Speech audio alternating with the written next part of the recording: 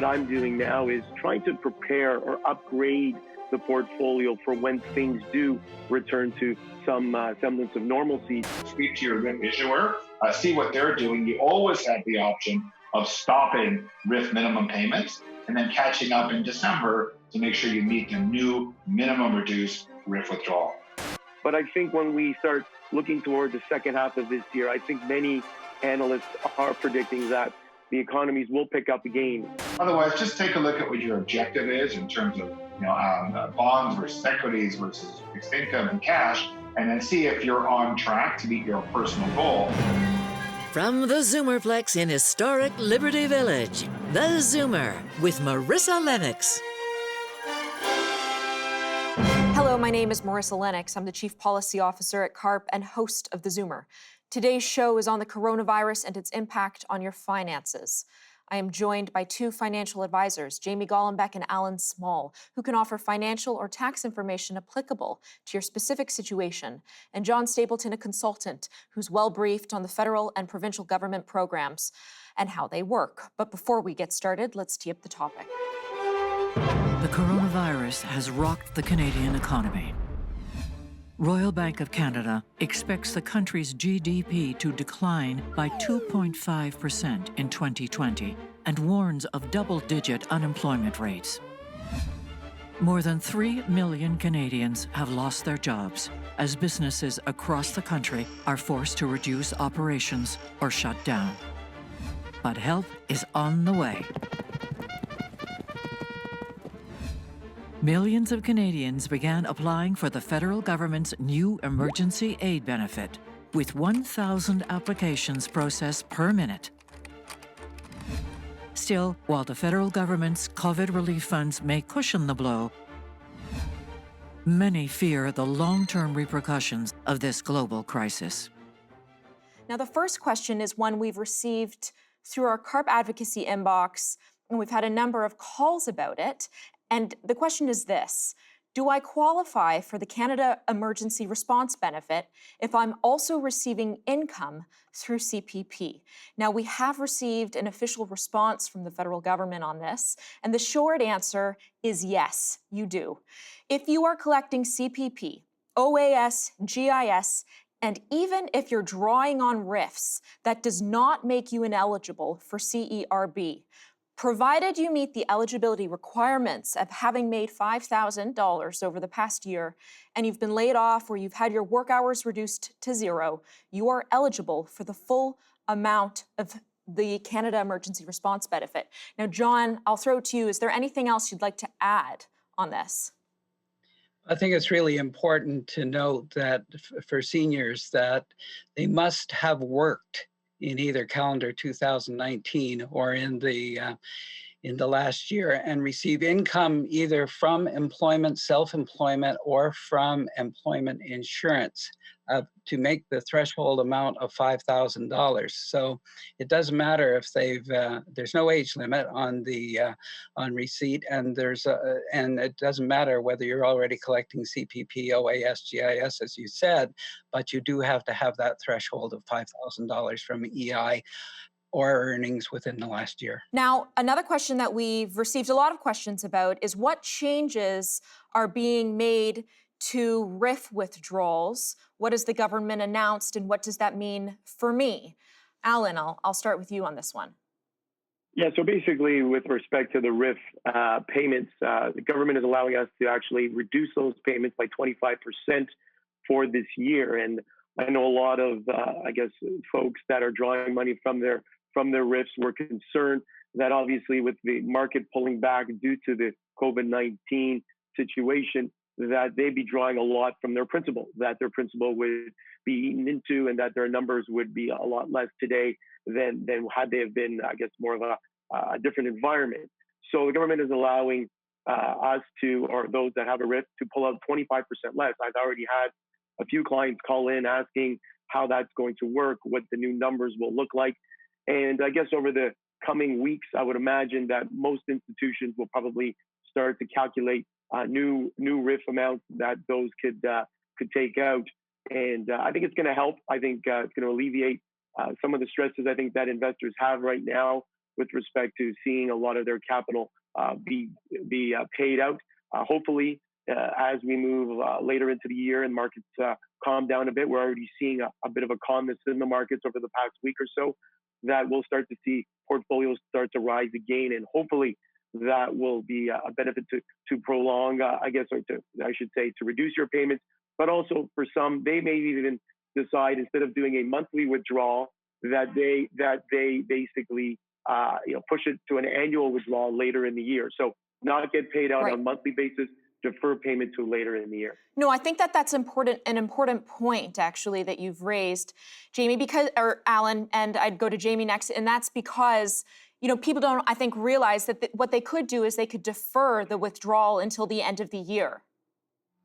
Well, that's absolutely correct. So, different people do things differently. Some people set up an automatic monthly withdrawal where they're just taking out the bare minimum amount that they have to from a RIF every month. It's used to pay for groceries and rent and other expenses.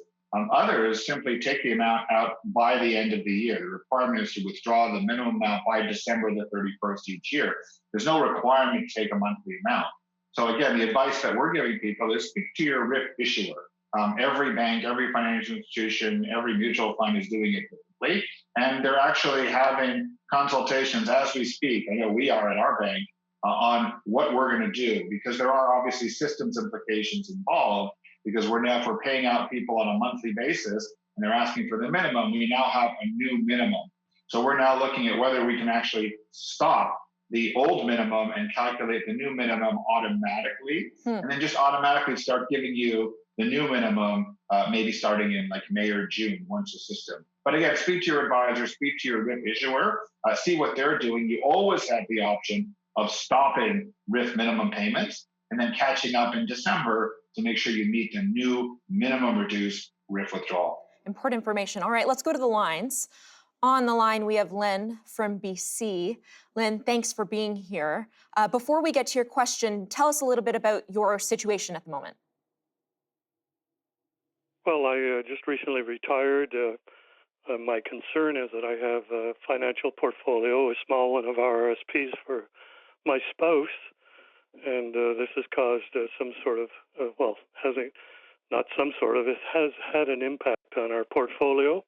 So I'm just looking for some general advice, consensus on whether people should just stay steady with their financial portfolios in terms of RRSPs, or whether the advice or the movement is to readjust those portfolios, and any advice that might be given on that. Great question. Alan. Yeah, so what I've been saying to my clients, and a great question for sure. I think it's the number one question I get, which is, do I start selling out of things, moving to cash? Do I stay where I am? Do I make subtle adjustments? And which is what you're asking. And what I've done with my clients is I've gone the adjustment route, and I've been rebalancing things. As I've said many times before, what I'm doing now is trying to prepare or upgrade the portfolio for when things do return to some semblance of normalcy, I guess, whether it's weeks or months from now. So what I've been doing is looking at people's portfolios, looking at what they own, categorizing what they own, B names versus A names. Obviously, they may own some B names over the last few years because the A names were just a little bit too expensive.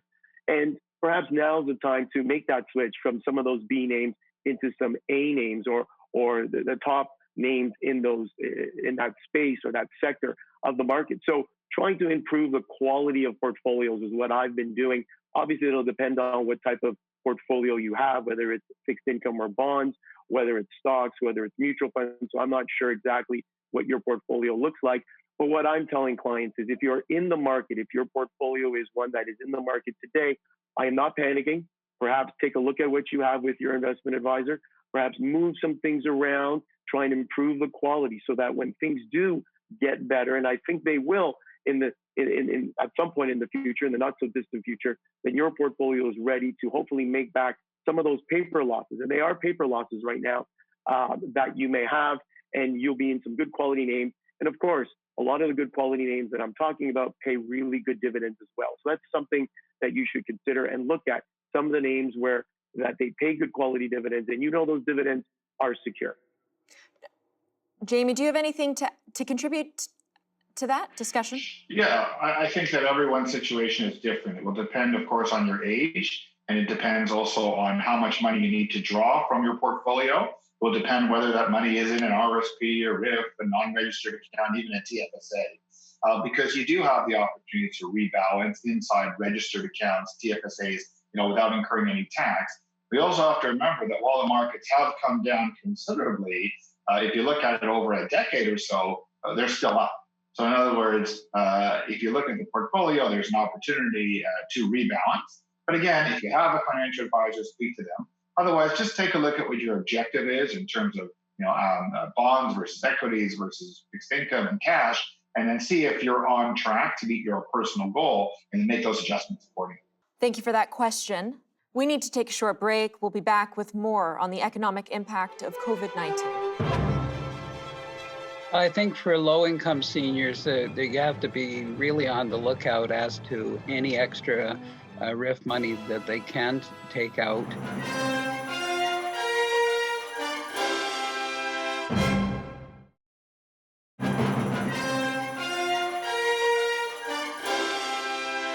We have Alan Small, John Stapleton, and Jamie Golombek joining us to answer your questions about government financial support during this COVID-19 pandemic. Let's get to the next question. John, you're live on the air. What's your question? I've been dealing with my local MP in trying to get the RIF payment canceled for the year 2020. They've offered 25% less, but with the stock market being the way it is, I would prefer, because I do not need the RIF payment, for it to be canceled for this year so that we are not forced to take a payment. And I'm wondering if CARP is making any representation to the government to have this done. In fact, we are, and we've launched a campaign on our website, which I would encourage you to visit. And in fact, we also had a conversation with the seniors minister just yesterday on this very subject. So they are aware of CARP's ask. It is something that we've been advocating for many years now, not just throughout COVID, but particularly during COVID. It's so critical that seniors do have that option to not withdraw if they don't need that income. So I couldn't agree with you more, John, and thank you for bringing that to our attention. Other John, who's our expert on the line, do you have anything else that you might want to contribute to this?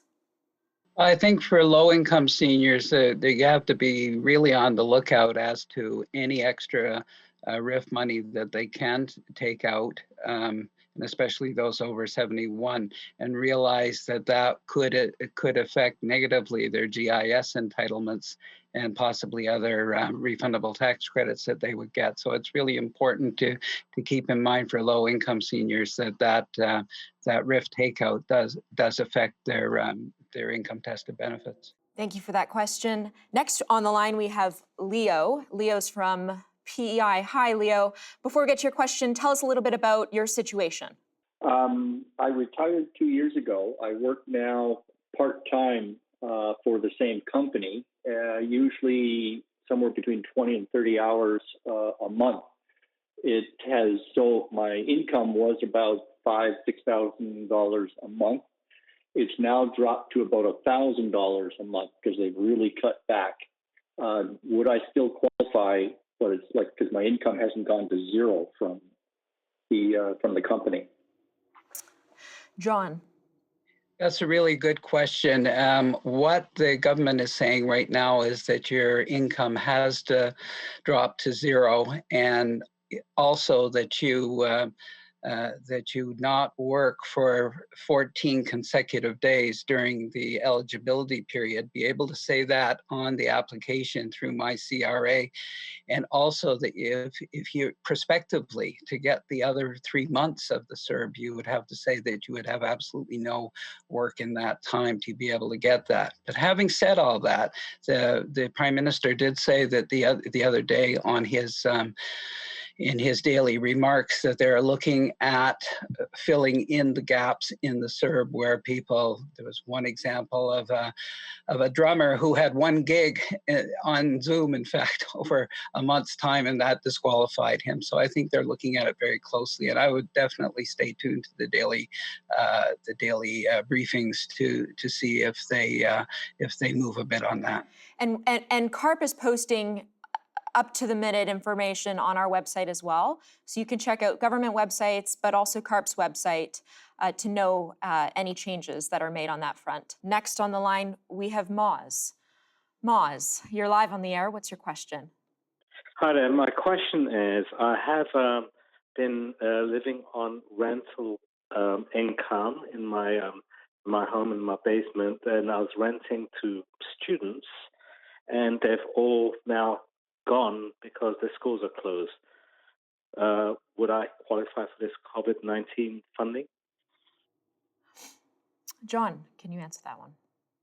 Yeah, you would only be eligible if you had earnings or self-employment or income or EI payments within the last year that reached the threshold of $5,000. And again, as we talked about with the previous call, in regard to a previous caller, the government is looking at working on some of the gaps that we have where people have obviously fallen into real clear need because of a loss of income, but they can't make the $5,000 threshold and would otherwise be forced, if they're not yet 65, of course, onto public assistance, perhaps, or if they're over 65. I guess the good news was that they would be eligible for higher amounts in the guaranteed income supplement,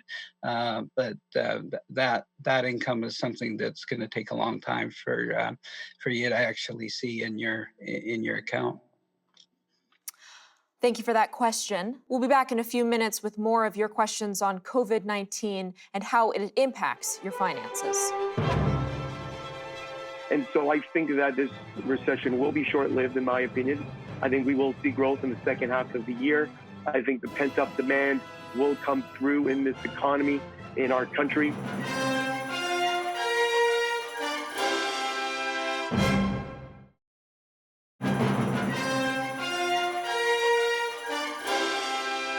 Welcome back to our coverage of COVID-19. Today, we're connecting with thousands of CARP members throughout the country to answer their questions on the coronavirus and its impact on your finances. So let's get to the next call. Jim, tell us a little bit about your financial situation at the moment. Yes, I've been concerned about the drop in my portfolio due to this crisis. So I have two questions. Number one, I believe you've said that the average decline of your clients in their portfolio is 25%. Is that correct? And then I have a second question. Well, why don't I ask the financial advisors? That was what I understood. But Alan, is that about accurate? It's tough to say 25%. Obviously, it's depending on what type of an investor you are. Obviously, someone that invests more in the fixed income area, bonds, GICs, obviously their losses won't be nearly that much. Those that are investing in the market, again, it depends on what type of investments that you have. How diversified are you?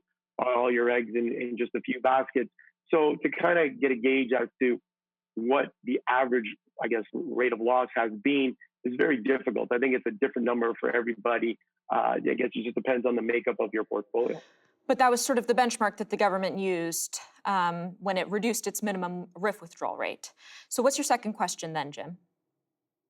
Yes. What is the chance that you feel of us now moving into a recession? Well, I think we can pretty safely say that we're probably already in a recession. And again, I think the R word, as they call it quite often, is kind of something that many people are fearful of. But keep in mind, a recession is really 2 quarters of negative growth, negative GDP.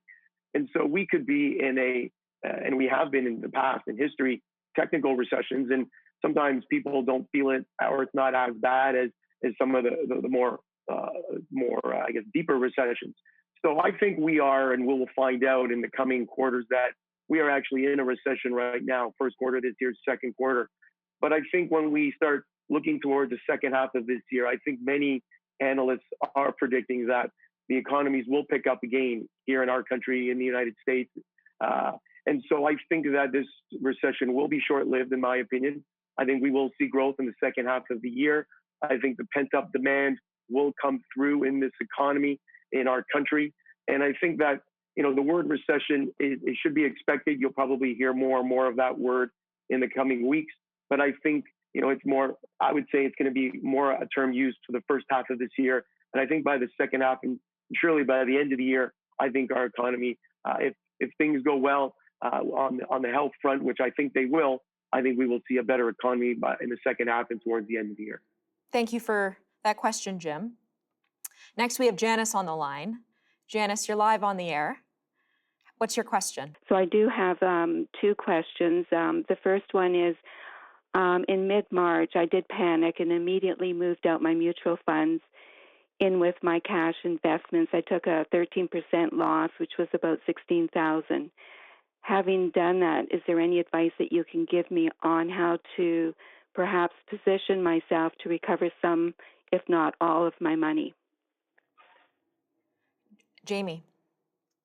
Yeah, so again, a very, very serious issue. I mean, obviously, you want to look at your portfolio for the long term. Again, a lot will depend on your age. It will depend on your investment objectives. But the bottom line is that, there was a great day on the market just yesterday where the markets were up 7%. So you're out of the market. You chose, as many investors did, to exit that market after a significant decline. But then you weren't invested yesterday. You missed a 7% gain. So I think it's very difficult and challenging at this time to try to time when's the right time to come back in and back out. At the end of the day, if you have a financial advisor, it's worth sitting down with them to walk you through what your goals are. If you're doing it on your own, you really want to evaluate what your goal is, when you need the money, how long you need the money for, what your living expenses are, and then put together a portfolio that really makes sense. There are some good investments out there still. There are dividends. A lot of stocks are paying dividends. The dividends have not been affected. There have been announcements from many of the banks that they're not planning to cut dividends in the current environment. So there are lots of opportunities there for investing. But at the end of the day, it's a personal decision. It's personal goals. And what are you comfortable? At the end of the day, we want you to be able to sleep at night. So if you're very nervous about the portfolio and these ups and downs, 7% up yesterday, but 10% down last week, we want to make sure that you can still be able to live comfortably. So each situation is very, very different. Now, Janice, did I hear you say you had two questions? Yes, I just wanted to know the pros and cons between, maybe getting bank stocks versus going back to mutual funds. Alan, why don't you answer this one? Sure. So obviously, a mutual fund, as you may know, is really a basket of investments. So you could actually own a mutual fund, let's say a Canadian dividend fund that would have many bank stocks in it. Or you could buy the individual bank stocks themselves. So I guess the easiest way to answer your question, mutual fund versus owning the individual stocks themselves, is one, from a diversification standpoint. Mutual funds tend to, and I say tend to because they can move quite rapidly as well, but mutual funds, because the risk is spread out over many different types of investments within that mutual fund, mutual funds tend to protect you just a little bit more than owning individual securities. Your money is spread out. Not all your eggs are in one stock, let's say like TD Bank stock, versus buying a mutual fund that would own TD Bank, but would also could own Royal Bank and CIBC and many other investments as well. So I guess it just really depends on the type of investor you are, the risks you want to take, whether you want to spread that risk out through mutual funds or managed products, or buy an individual security themselves. Obviously, some of those individual bank stocks right now look really enticing, a lot of them paying fantastic dividends. Dividends we haven't seen really since the 2008 crisis. So, and just a couple of days ago, some of these bank stocks were paying, as much as almost 8%. CIBC comes to mind. So I think it really just depends on what your comfort level is, and what that will dictate which way you go. Thank you for that question. All right, we need to take a short break. Our coverage on the economic impact of COVID-19 continues next. You look back to 2008, our Canadian bank stocks maintained their dividends throughout that crisis. And that was a crisis where we saw markets drop as much as 50%.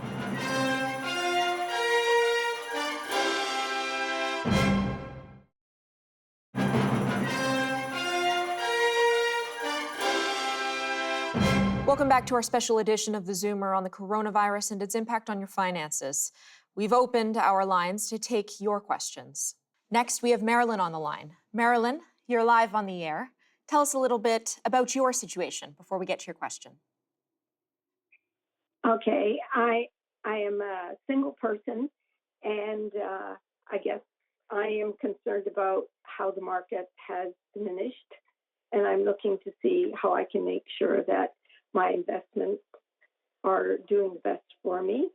So the first thing I did want to ask, I have three questions. The first one is, you mentioned good quality stocks. What would you get? Can you give me an example of a good quality stock? And then going along with that, what dividend would you expect to receive? I noticed you just said 8%. Yeah, so the dividend I was quoting was CIBC was actually at one point paying around 8%. That was a few weeks ago. Obviously, since then the market has rebounded. Stocks like CIBC have rebounded with it, and now the dividends that they're paying are actually less than 7% today, which is a good thing, which means that these companies' shares have risen quite a bit. But you ask a good question: what makes a good quality stock or investment? And I think, again, it's specific to everybody, but what I usually start with is, what are the names that you're comfortable with? What are the names that you feel will be with us when this COVID-19 situation gets better in the weeks or months ahead? And obviously, many people, especially here in Canada, look to our banking sector, our bank stocks. A lot of people feel as though TD Bank, Royal Bank, Scotia, these names will be here long after the COVID-19 situation is done with or dealt with. So I think, looking at good quality names, looking at names that have a history of paying dividends through good times and bad times. And you look back to 2008, our Canadian bank stocks maintained their dividends throughout that crisis. And that was a crisis where we saw markets drop as much as 50%. We just saw a crisis now 35%. So obviously back then it was even worse. So we saw our banks pay dividends through those difficult times. And so starting with those names, I think is a good place to start. But there are other names that I'm sure that you would feel comfortable owning, names in the insurance space, or depending on, again, risk levels, you may want to look at other sectors of the market. So good quality names that will be here through thick and thin, through the difficult times that we've already faced and that we will face in the coming weeks and months, and that they'll be around on the other side to maintain that dividend and continue to hopefully grow as the market rebounds throughout the year. Now, before we get back to the lines, this is just a question that's come in through our inbox. Can someone please explain to me the $9 million given to the United Way to help our seniors? John. The $9 million given to United Ways is really to look at the very ground level and make sure that money goes to agencies that are providing services and supports to people who really need it. And we got a lot of people, for example, who have been laid off. And remember, too, that in the service industries, the first people to get laid off are the seniors because of the possible the fact that the COVID-19 actually affects seniors more. At least that's some of the thinking. And so we want to make sure, and the United Ways want to make sure that through the various different social agencies and supports, the drop-in centers, and through the elderly person centers that we have, that's the money is going to them to make sure that they are able to keep up with the need. And so this is where we have to look. The United Ways have to scan the landscape and make sure that the money is going to where the need is most. But important to stress that funds will not be dispersed directly to seniors by the government through this program. Exactly. Cindy, you're live on the air. What's your question? My question is, I can't seem to find an answer for this, but about 20 years ago, my husband and I, in preparing for retirement, bought just a small triplex. And we've had the same tenants in it for years, so we've been very lucky, and we haven't really raised the rent. But we're still carrying a mortgage on it, and we're now not working, but we're too young to qualify for old age security.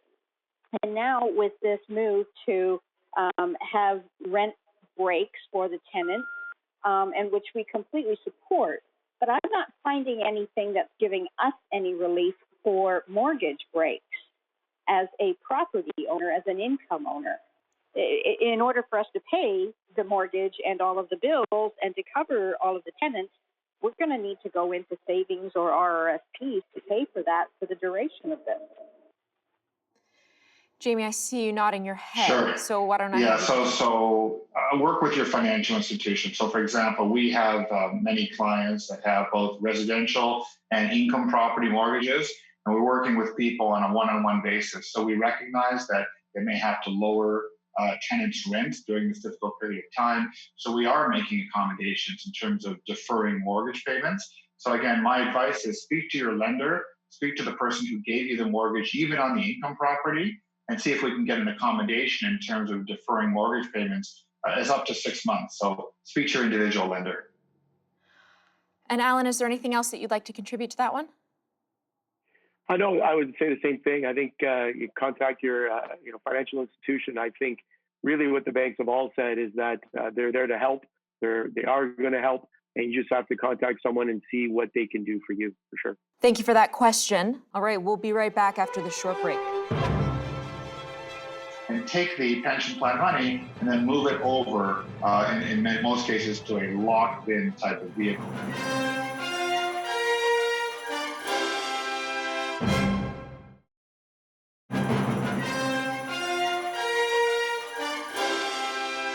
Welcome back to our special CARP and ZoomerMedia town hall on the coronavirus and its impact on your finances. Let's get back to the lines. Peter, you're live on the air. What's your question? So I have a one-person travel agency. Obviously, the agency makes nothing. And at the same time, the agency also owns a condo that has a mortgage on it at Blue Mountain, which is a ski area, and that's closed as well. So can I apply for the money because my income's down to zero? And can I also get a loan for the company? Great question. Alan. Well, I think there are a couple of things that you can do. Obviously, you said you have a mortgage. Obviously, with respect to mortgage payments, you're able to apply, speak to your bank, speak to them. You're able to defer payments on that mortgage, depending on which bank. You'll have to. I think what they're saying now is they want you to meet with an advisor, or I shouldn't say meet, but call in, speak to an advisor. You can get your payments deferred up to. I guess it could be as much as 6 months. So that's somewhere to start. Obviously, your income, if your income is now been lost and you were making, as John has said, previous callers, if your earned income is above $5,000 threshold and it's now down to zero, then you would be eligible to receive payment. So I think there are a few things that are available to yourself to obviously cut your costs, but also cut your expenses down, but also to apply for some subsidies from the government. Thank you for that question. Next on the line, we have Lynn. Lynn, thank you for being here. You're live on the air. What's your question? Yes, thanks. Yes, I work at a university, and I've aged out of the university contributions to my pension plan. So I'm being told that I should move the money from the university pension plan. And if that's correct, is now the time to do it, or should I wait till the economy is better? Another great question. Jamie, would you like to contribute to that one? Sure. I mean, usually when someone leaves a pension plan, there's a couple of choices. You don't have the specifics of that particular plan, but often employees are given a choice that they can either choose to leave the money in the pension plan and just take a pension later on, at normal retirement age. Otherwise, what you could generally do is take what's called the commuted value and take the pension plan money and then move it over, in most cases, to a locked-in type of vehicle. And the rules vary depending on the plan and the province, et cetera. So in terms of the timing, I don't think the timing matters in terms of the markets right now, because at the end of the day, these pension plans are often managing hundreds of millions or billions of dollars for the long term. So in other words, the rate of return that you're going to get basically is not going to be really effective. The pension plan is doing the investment management over decades, depending on the average life and retirement benefits of the retirees. In terms of moving over, if you were to take a lump sum, you'd be investing that right now personally in that sort of locked-in RSP type vehicle. If markets are down 15, 20%, depending on your asset allocation, certainly could be a good time to buy into those stocks, depending on what happens in the future. But again, it's a complicated decision. If the dollars are significant, we often actually engage an actuary, independent actuary that looks at the terms and conditions of the pension plan to determine whether it's worth taking a present value actuarial committed value and moving it over right now. Thank you for that question. We need to take a short break. More on the economic impact of COVID-19 when we come back.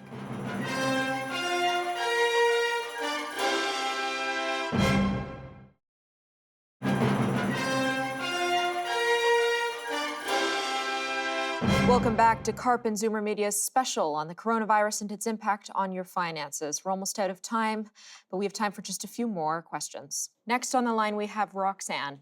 Roxanne, you're live on the air. Tell us a little bit about your situation and your question. Hi. Just at the end of March, my husband retired, so we're kind of caught in the middle here. But in the meantime, we have been discussing about downsizing and purchasing a new home, which would close the middle of next year. We're just wondering now if this is a good time to make that move. A very good question. Alan. Well, I think obviously there's a lot of factors. Does it make sense to downsize at this point with respect to what you're looking for, where you want to live, and all that? But from a financial standpoint or opportunity, I guess, downsizing and perhaps pocketing some money because you're downsizing, obviously selling a property, making quite a bit, and then buying something a lot less, you'll have some more disposable cash, some money there that you could put to work in some capacity. And as we've said throughout the calls, obviously right now the investment world, the markets in general, are quite low on a historical basis. Markets have pulled back quite a bit. So for those that have downsized or perhaps may downsize or are downsizing, that's an opportunity to maybe put some money to work for yourself, obviously depending on your risk tolerances and your investment objectives, et cetera. But taking that aside, I think it's as good a time as any. I don't know that this situation would force me to downsize any quicker or not. But if you are going to do it, the excess money that you have, yes, I think it can be an opportunity right now to get it to work for you in a way that, let's say a better way now than maybe just 6 to 8 weeks ago. But what about the worry that you may not get the full value out of your home? I mean, Jamie, how have the housing market responded to this COVID-19 crisis? That's a serious concern, because certainly the housing market is not perfectly normal right now. There's been a huge dramatic in viewings and open houses and showings, and we speak to real estate agents in terms of there's almost minimal activity right now with social distancing. So I guess if you have a dollar amount in mind for your home and you're comfortable and you can get it, that's great. But I'm just concerned that we don't have an open free market right now, because we have people reluctant to go out. People are nervous about making big financial purchases right now. And also we don't have open houses. We don't have this, regular, people are doing it virtually, but we don't have this as free a market as we did maybe 6 weeks ago. So again, I'm not discouraging it. I think it's still possible. You can still list your home. It can be done remotely. There are virtual tours that are available, and maybe someone is looking to buy that property right now. But you just want to be careful and look at the market and make sure this is really the right decision in the big financial picture. Right. You want to make sure you're selling at the right time. Right. Next on the line, we have Lindsay. Lindsay, you're live on the air. Tell us a little bit about who you are, your situation, and what your question is. I'm an expert witness. I'm working on a project right now where I log several hours, or more than several hours, a month. And and but have been told that the project is going to stall for the time being. And the way that I get compensated is at the end of the project, whenever it's been settled one way or the other. I invoice and I get paid. Because I'm not able to invoice during these next few months, I was just wondering if I would be eligible for the CERB. It certainly sounds like it, but I'll pass this over to our expert, John, to weigh in. Yeah, we unfortunately, I think that unless the income you're getting, you talk about invoicing, which makes me think that you are either a sole proprietor or that you have an incorporated business where you're doing this work. And if that's the case, the money that you're billing for would not be income from employment. It may be income from self-employment, depending on whether, in terms of how you've set up your sole proprietorship, whether that is self-employment income and whether you pay the employer and the employee side of EI. If you do, then those amounts of money that either you got from EI at any point in time over the last year, or any money that are in fact earnings in terms of under the Income Tax Act, would actually qualify. But if your employment is more like that you invoice with HST, and therefore it's business income, and you've recorded it as business income, then it wouldn't qualify in terms of the threshold and how it's defined right now. But once again, and this is a persistent theme over the last hour, is that the government is looking at other situations. You got a lot of people in what's called the gig economy, and you have people who are making money through dividends, whatever, and they're just small business people. And the government is now looking at those various gaps, and that's why I say to everyone is to stay tuned listen to the Prime Minister every day, because he said he understands that there are gaps in the program, and it's a really good idea to stay tuned. And as Marissa's already said, CARP is right up on every one of these changes, and you can follow their website. Thank you for that question. Some great information there. That's all the time we have. If you have any additional questions on COVID-19, please email us at advocacy@carp.ca.